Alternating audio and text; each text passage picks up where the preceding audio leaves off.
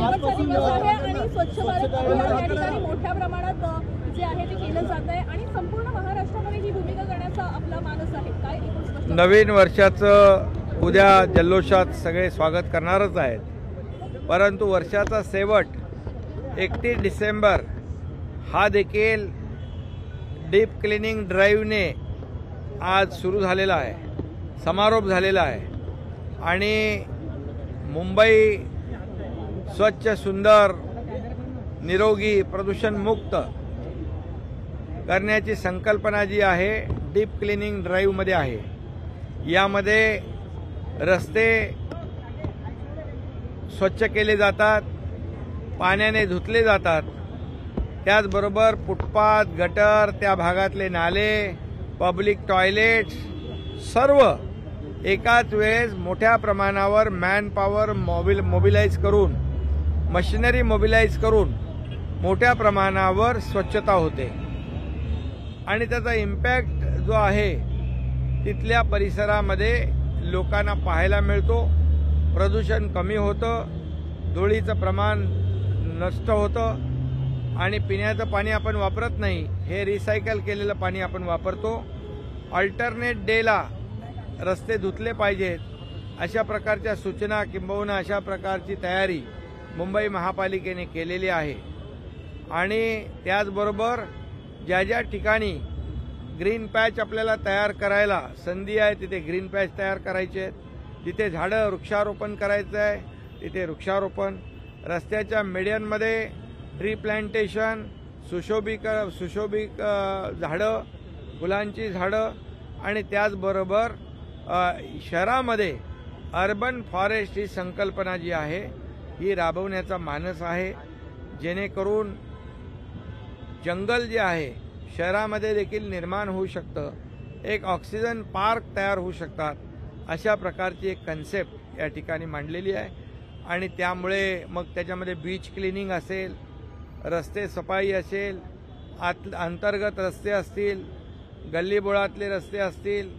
पायवाटा असतील, गटर असतील, नाले असतील, पब्लिक टॉयलेट असेल, सगळं एकाच वेळेस स्वच्छता मोहिमेमध्ये हजारो लोक काम करतात, सफाई कर्मचारी काम करतात. यामध्ये हे अभियान फक्त मुख्यमंत्री किंवा सरकारचं किंवा महापालिकेचं राहिलेलं नसून यामध्ये नागरिक सहभागी झालेले आहेत, NGOज मोठ्या प्रमाणात सहभागी झालेले आहेत, शाळा कॉलेजमधली मुलं सहभागी झालेली आहेत आणि त्यामुळे ही एक जी स्वच्छतेची एक लोक चळवळ निर्माण व्हावी अशा प्रकारची संकल्पना आहे आणि त्याला मोठ्या प्रमाणामध्ये लोकांचा प्रतिसाद मिळतोय. त्यामुळे मुंबई लवकरच आपल्याला बदललेली दिसेल, स्वच्छ झालेली दिसेल, प्रदूषण मुक्त झालेली दिसेल, खड्डे मुक्त झालेली दिसेल आणि म्हणून स्वच्छ भारत अभियानचा नारा देशाचे प्रधानमंत्री नरेंद्र मोदी साहेबांनी दिला आणि त्याचं महत्त्व जे आहे त्यावेळेस देखील काही लोकांनी उलटसुलट चर्चा केली, फोटो सेशनच्या बद्दल काही टीका टिप्पणी केली, परंतु हे स्वच्छता फोटो सेशन नाही, हे फक्त आणि फक्त स्वच्छता मिशन आहे आणि स्वच्छ भारत अभियान हे मोदीजींनी केलं सुरुवात, आज अख्ख्या देशामध्ये त्याचं महत्त्व आपल्याला पटतंय आणि म्हणूनच मी सर्वांना आवाहन करतो या डीप क्लिनिंग ड्राईव्हमध्ये आपण सहभागी व्हा. जसं आपण आपलं घर स्वच्छ करतो तशी आपली मुंबई, आपला परिसर स्वच्छ झाला पाहिजे, आपलं घर स्वच्छ तसं आपलं शहर स्वच्छ केलं पाहिजे, गावापासून शहरापासून जिल्ह्यापर्यंत हे सगळं अभियान जे आहे संपूर्ण महाराष्ट्रामध्ये आपण सुरू करतोय. काल ठाणे, मीरा भाईंदर शहर झाली, आता टप्प्याटप्प्याने ही SOP तयार झालेली आहे आणि याचं इम्प्लिमेंटेशन जे आहे प्रभावीपणे संपूर्ण राज्यभर राबवलं जाईल. या राज्यातल्या महापालिका, नगरपालिका, नगरपंचायतीमध्ये देखील स्पर्धा लावलेल्या आहेत. शहराच्या स्वच्छतेच्या बाबतीमध्ये, सौंदर्यीकरणाच्या बाबतीमध्ये स्पर्धा आहे आणि त्याच्यामध्ये एक स्पर्धा आपलं शहर स्वच्छ कसं राहील, सुंदर कसं राहील, इनोव्हेटिव्ह आपण काय करू शकतो या दृष्टीने राज्य सरकारने पावलं उचललेली आहेत. मला वाटतं याचा इम्पॅक्ट फार मोठा आहे. हिंदी में इतना ही मैं कहूँगा कि डीप क्लीन ड्राइव ये अभियान जो है ये अभियान मुंबई में शुरू हो चुका है। पिछले 1 महीने से एक एरिया वार्ड की सफाई हो रही है और ये डीपली सफाई हो रही है। यहाँ बड़े हजारों के पैमाने पर कारपोरेशन की मैन पावर और मशीनरी मोबिलाइज की जाती है एक जगह पर, और एक जगह पर जो रास्ते हैं, फुटपाथ है, गटर है, अंदर के रास्ते हैं, पूरी धूल मिट्टी पूरी साफ हो जाती है, स्क्रबिंग किया जाता है, ब्रश से सफाई होती है, झाड़ू से सफाई होती है। उसके बाद टैंकर से रिसाइकल हुआ पानी जो है उससे रोड धोए जाते हैं। अल्टरनेट डे रोड की धुलाई होनी चाहिए, ऐसी सूचनाएं मैंने दी हुई है। और जहाँ जहाँ ग्रीन पैच, ग्रीन कवर तैयार करने का मौका है वहाँ वो कीजिए। अर्बन फॉरेस्ट जो है वो करने की एक संकल्पना है, ताकि पोल्यूशन कम हो जाए, पर्यावरण का समतोल रखा जाए और ऐसे अगले कुछ समय में यहाँ पर मुंबई प्रदूषण मुक्त हो, मुंबई स्वच्छ हो, मुंबई सुंदर हो और मुंबई खड्डे मुक्त हो। ये ऐसा अभियान शुरू है और इसकी शुरुआत ये स्टेट लेवल का आज कैंपेन हुआ है।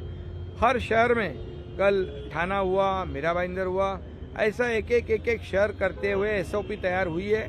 पूरे राज्य में, पूरे राज्य भर में ये डीप क्लीनिंग ड्राइव सभी जगह पे बहुत ही पूरे प्रभावी ढंग से इम्प्लीमेंट किया जाएगा, ताकि गांव से शहर, शहर से जिला और जिले से हमारे राज्य, ये ऐसी संकल्पना है जो आदरणीय प्रधानमंत्री मोदी जी ने 2015 में खुद झाड़ू हाथ में लिया था। तभी कुछ लोगों ने टीका टिप्पणी की थी, फोटो सेशन वाली बात कही थी, लेकिन मैं कहूँगा उसका महत्व जो है 2015 का मोदी जी ने जो शुरुआत की उसका महत्व पूरे देश को अभी कितना महत्वपूर्ण है इसका पता चल रहा है। ये फोटो सेशन नहीं है, ये बिल्कुल और बिल्कुल स्वच्छता मिशन है, इतने मैं कहूँगा। पुनः एक प्रकल्प राम जन्मभूमि को लेकर जो निर्देश दिए गए हैं मुंबई को दिवाली मनाई जाने की आपने। हाँ बिल्कुल, सभी लोगों को खुशी है, करोड़ों राम भक्तों का सपना है। हमारे हिंदू हृदय सम्राट बाबा साहब ठाकरे जी का सपना था अयोध्या में राम मंदिर बने, आज मंदिर बन गया है। 22 जनवरी को उसका उद्घाटन है, इसलिए मैं आदरणीय प्रधानमंत्री मोदी जी को बहुत बहुत धन्यवाद देना चाहता हूँ। करोड़ों लोगों का सपना उन्होंने पूरा किया है और इसलिए पूरे देश में इस खुशी में दिवाली मनाई जाए। वैसे महाराष्ट्र में भी दिवाली मनाई जाएगी, हर मंदिर पे लाइट रोशनाई होगी, हर जहाँ भी मैंने मुंबई कारपोरेशन को भी कहा है, हमें मुंबई में भी दिवाली मनानी है। धन्यवाद।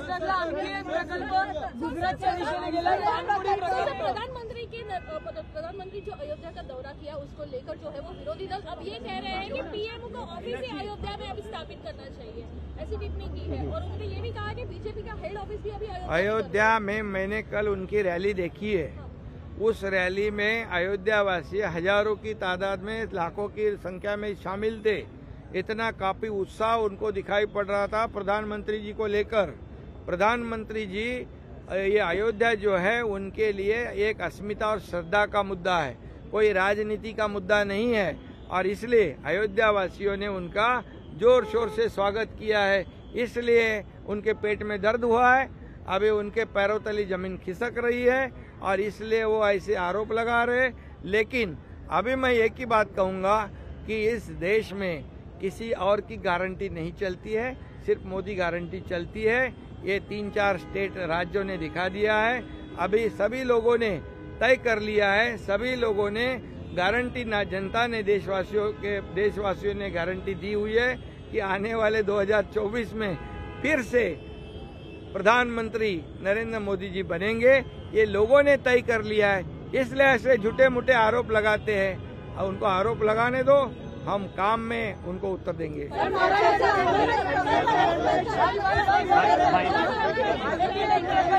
देखो एक मिनट पहले कुछ लोग कहते थे मंदिर वही बनाएंगे, तारीख नहीं बताएंगे, मतलब टीका टिप्पणी करते थे मोदी जी के ऊपर। लेकिन मोदी जी ने मंदिर भी बनाया है, तारीख भी बताई है, 22 जनवरी को उद्घाटन भी है। और जो आरोप करते हैं वो लोग के मुंह में राम, बगल में चूरी, ऐसी उनकी राजकीय इव्हेंट होऊ नये आता उद्धव ठाकरे म्हणतात. मराठीमध्ये बोला. सर, हे मराठी. त्यांना खरं म्हणजे हा अयोध्या राम मंदिर उद्घाटन हा राजकीय इव्हेंट होऊ शकत नाही. असं कोणी राजकीय इव्हेंट होतंय असं म्हणेल तर करोडो राम भक्त त्यांना त्याचा करारा जबाब देतील. आता घरी बसलेलेच आहेत, कायमचे घरी बसवतील आणि म्हणून त्यांनी जे काय बोलावं ते विचारपूर्वक बोलावं. हा करोडो राम भक्तांच्या श्रद्धेचा आणि अस्मितेचा अयोध्या राम मंदिर हा विषय आहे. लोकशाही मराठी ऐका, पहा, जागरूक रहा.